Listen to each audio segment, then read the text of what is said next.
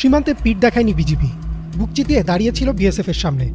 বিগত সরকারের আমলে একের পর এক সীমান্ত হত্যা ঘটিয়েছে ভারতের সীমান্তরক্ষী বাহিনী বিএসএফ।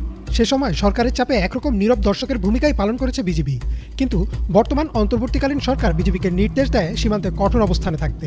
হলেও তাই, আর তার সাক্ষী হলো পুরো বাংলাদেশ।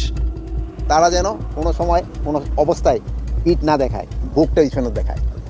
সম্প্রতি ঝিনাইদহের মহেশপুর উপজেলার সীমান্ত এলাকায় কোদলা নদীর 4.8 কিলোমিটার অংশ দখলমুক্ত করেছে বর্ডার গার্ড বাংলাদেশ। নদীর ওই অংশ বাংলাদেশি ভূখণ্ডের ভেতরে হলেও এতদিন ভারতীয় সীমান্তরক্ষী বাহিনীর দখল করে রাখায় সে অঞ্চলে বাংলাদেশিরা প্রবেশ করতে পারতেন না। বাংলাদেশি জেলেরা মাছ ধরতে নামলেও বাধা দিত বিএসএফ। নদীর প্রায় 5 কিলোমিটার অংশে এখন যে কোনো বাংলাদেশি নামতে পারবেন বলে আশ্বস্ত করেছে বিজিবি। এই নদীটাতে গত কয়েক বছর ধরে তারা বাধার সৃষ্টি করছিল। আমাদের যারা স্থানীয় জনগণ আছেন, তারা যারা নদী সংলগ্ন জমি আছে, চাষাবাদ করতেন বা নদীতে নামার চেষ্টা করতেন বা মাছ ধরার চেষ্টা করতেন, তখন তারা নানা রকমের বাধার সম্মুখীন হতেন। বর্তমানে এই নদীতে আর কোনো বাধা নেই, যেহেতু নদীটা বাংলাদেশের অন্তর্ভুক্ত। এই নদীতে আমরা আমাদের আধিপত্য এবং আমাদের অধিকার প্রতিষ্ঠা করেছি। এই পুরো 4.8 কিলোমিটারই এখন আমাদের দখলে বা আমাদের আধিপত্যের মধ্যে আছে।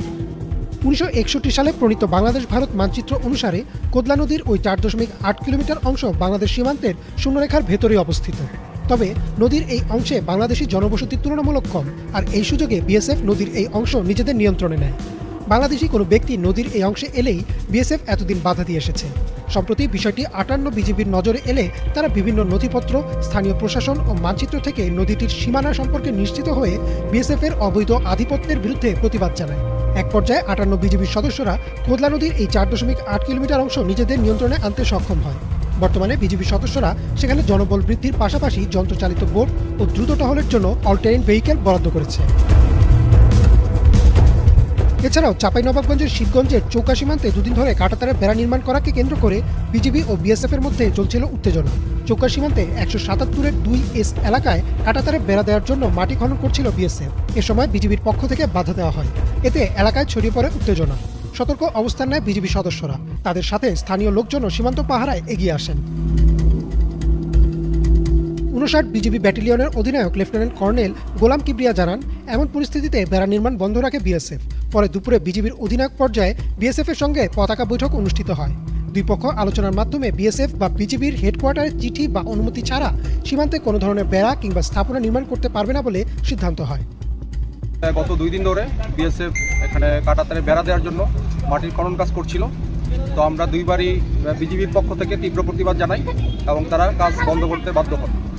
তো আজও সকালে যখন কাজ শুরু করার চেষ্টা করে, বিজিবির পক্ষ থেকে প্রতিবাদ জানানোর সাথে সাথে তারা কাজ করতে বন্ধ করেছে। এবং আজকে দুপুর 2টায় বিজিবি অধিনায়ক পর্যায়ে ফ্ল্যাগ মিটিং হয়েছে এবং ফ্ল্যাগ মিটিংয়ে দুই পক্ষই আলোচনায় আমরা সম্মত হয়েছি। এখানে ঊর্ধ্বতন কর্তৃপক্ষের বিজিবি হেডকোয়ার্টার এবং বিএসএফ হেডকোয়ার্টারে চিঠি বা এগ্রিমেন্ট ছাড়া কোনো ধরনের কনস্ট্রাকশন এখানে কোনো কাজ করবে না। সীমান্তে বিজিবির এমন শক্ত অবস্থান দেখে কিছুটা হতভম্ব হতে দেখা গেছে বিএসএফ সদস্যদের। বিগত সরকারের চাপে 15 বছর ধরে সীমান্তে তেমন একটা সরব ছিল না বাংলাদেশের সীমান্তরক্ষীরা। কিন্তু রাজনৈতিক পালাবদলের পর অন্তর্বর্তীকালীন সরকারের স্বরাষ্ট্র উপদেষ্টা জাহাঙ্গীর আলম চৌধুরী বিজিবিকে নির্দেশনা দেন সীমান্তে পিঠ প্রদর্শন না করার। এরপর থেকেই পাল্টে যায় চিত্র। দেশের মানুষ এখন স্বপ্ন দেখা শুরু করেছে আবারও আগের গৌরবে ফিরে যাবে বাংলাদেশের সীমান্তরক্ষীরা। ইমরান মাহমুদ, বাংলা ভিশন।